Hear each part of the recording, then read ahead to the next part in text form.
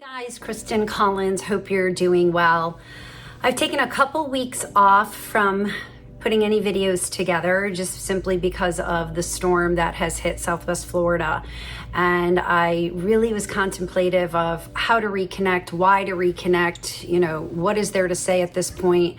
I don't want to beat, the trauma, but at the same time, it is something that needs to be discussed.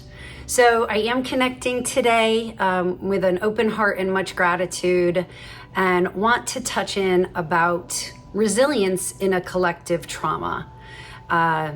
Ian has hit Southwest Florida and has affected really all of us at a cellular level. You don't have to live in Florida to have felt the power, the energy, the devastation, the uprooting that occurred with Hurricane Ian, the largest storm I've ever seen. And I, by the grace of God and my husband, was not here. We ended up weirdly evacuating on Monday, even when all the spaghetti lines were looking like they were going north and west of us. But we woke up Monday morning and David looked at me and said, I don't know, let's see if we can hop on a flight and go sit this thing out in Atlanta. And I thought, you're crazy. Why are we doing that? We bought the last 2 tickets out on Monday and ended up watching the storm like many of you guys did globally. So that was very, very, very traumatic in a different way. There is so much devastation here. We finally got back. It took us 2 weeks to be able to get back, and sitting in the energy of the devastation, and which has touched everyone, is leaving me speechless. And really what I want to touch in on today is, how do we rebuild and find our resilience after a collective trauma? And this is coming so close to Hurricane Irma, which was only 5 years ago. And then 2.5 years of a disruptive global pandemic, which completely uprooted us and turned us upside down. This is really coming in at a very vulnerable time for so many of us. And we're tired and we're beaten up and we're confused. And I, for one, am often at a loss for words. So what I'd love us to contemplate when we're looking at being resilient and finding our energy and pulling up our bootstraps and getting her done, rebuilding, is, where are we connecting to find that resilience? And are we sitting with all of the emotions and all of the experiences in real time and allowing ourselves to let it land? Again, you don't have to live in Southwest Florida. You energetically are touched by this devastation, and having fellow humans losing everything.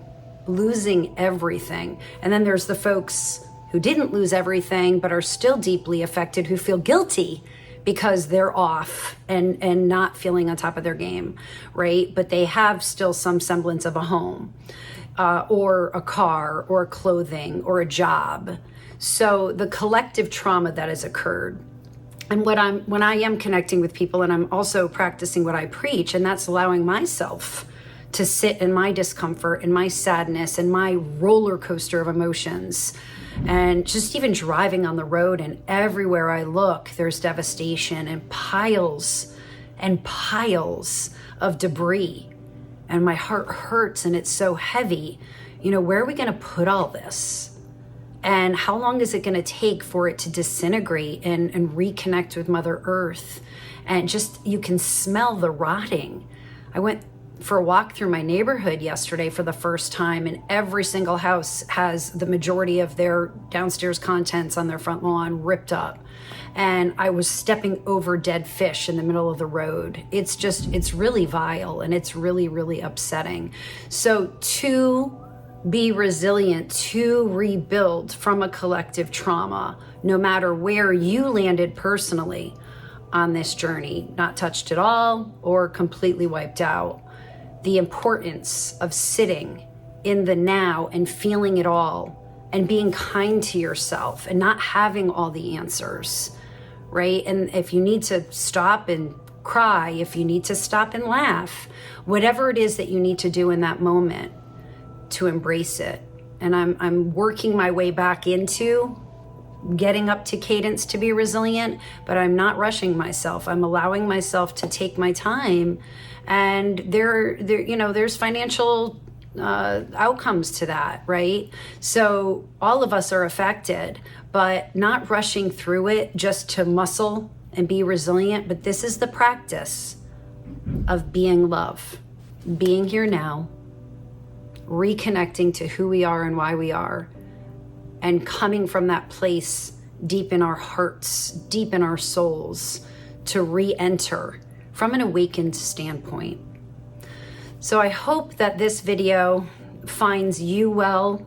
If I can hold space to help you through this very, very, very energetically traumatic time, please comment below, direct message me, let me know. I am here for you.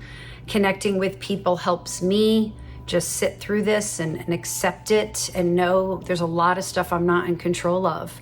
And there's a lot of stuff that used to seem very important to me that I now in hindsight realize really doesn't matter. And it's really connecting and supporting one another through all of life, through all of the ebbing and flowing. That to me is what life's about. So keep in touch, let me know how I can serve. And until next time, be love and be well. Bye.